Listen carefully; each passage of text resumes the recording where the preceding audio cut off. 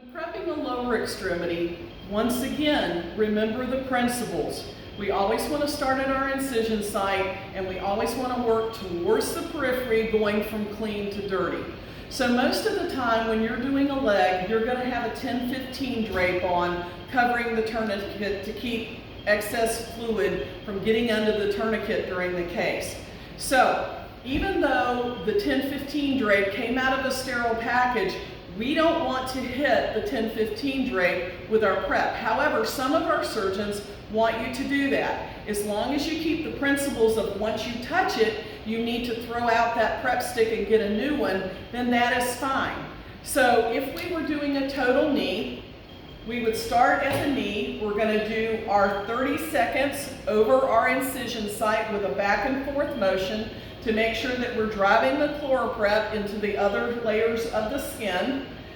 If you do not have a leg holder, then we would have to go back and forth across the leg, not touching the sides of the bed, all the way up to where the tourniquet is. Remember, with Chloraprep, it's not painted on once you do the 30 seconds. You still have to scrub it into the layers of the skin. And we don't want to do it this way because then we're dragging the dirty back towards our clean area. So after we do our 30 seconds at the knee, we would scrub going side to side, not touching the bed, all the way until we get up to our tourniquet. If you touch the 10-15 drape with this applicator, which I'm going to assume I did, then I would throw this one out. If you were lucky enough to get somebody to be holding the leg, then of course as you do this, you can go circumferentially all the way up to the tourniquet and then throw this one out. So after I throw this one out, I will grab my next prep stick, and assuming that I'm once again doing it by myself and I don't have a leg holder or I'm not using the picket fence, I would start below the knee prep where I had started originally.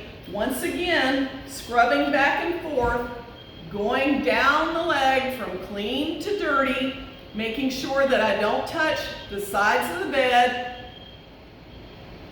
Then I'm going to do the foot in between all the toes, make sure to get as much of the underfoot as I can get. At that point, I have to have somebody lift up the foot, let me get the rest of the heel and the ankle, at which point they can now take their sterile hand and hold it by the ankle to lift up. I would dispose of this prep stick, grab my next prep stick, and make sure to come from the thigh all the way to the foot.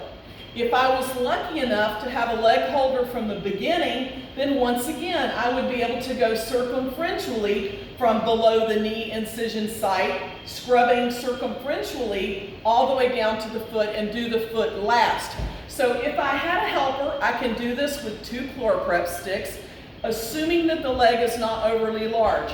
Remember, 12 by 12 inch area, so even though it's painting the orange, it's not putting down the proper amount of chemical unless you use the right amount of prep for the area.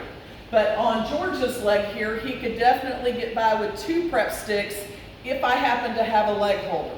If I didn't have a leg holder, then I would probably need 3, one to go from incision site to the 10-15 drape, throw that one away, one from below the incision site to the foot, throw that one away, and the last one from the back of the thigh to the foot.